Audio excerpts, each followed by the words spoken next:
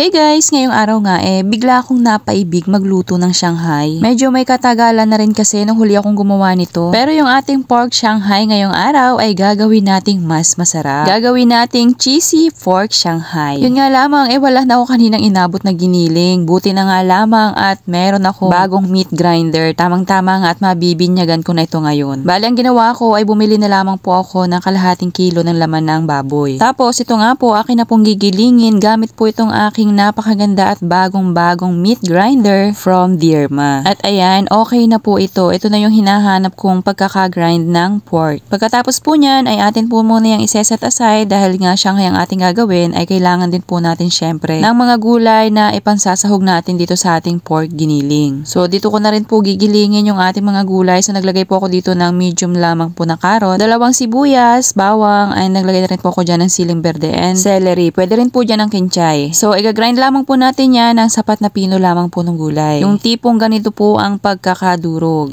At pagkatapos nga po niya, syempre ilalagay na po natin yan dito sa ating giniling na karne ng baboy. Naglagay na po ako dito ng 2 itlog. Marami-rami pong paminta, mas masarap po yan. Naglagay na rin po ako dito ng kalahating pack ng seasoning, pero yan naman po yung optional lang. Pwede naman pong asin lamang pong ilagay nyo dyan. Tapos ito nga pong aking kinadkad na keso. So yung ating pong kompletong sangkap ay ilalagay ko na lamang po sa bandang dulo nitong ating video.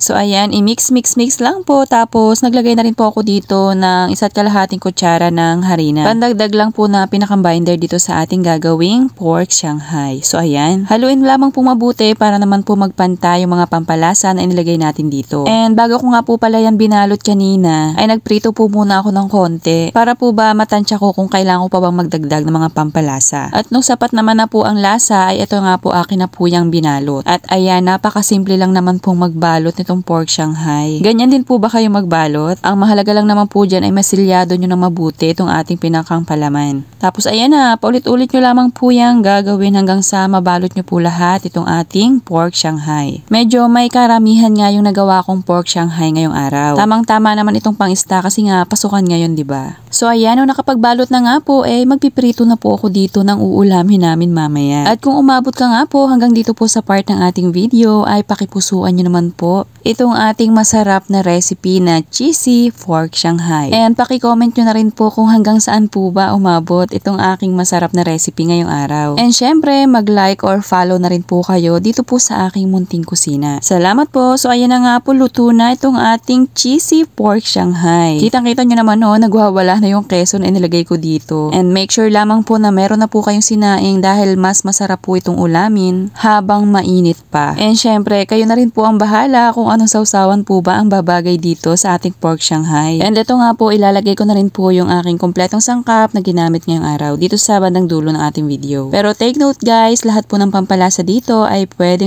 nyo pong i-adjust. Depende na po yun sa inyong panlasa. So ayan na, atin ang titikman itong ating ginawang pork Shanghai na super cheesy talaga. Alam nyo, masarap yung ganitong Shanghai, subukan nyo rin. So sana nagustuhan nyo po yung aking recipe ngayong araw. Thank you for watching. Serve and enjoy.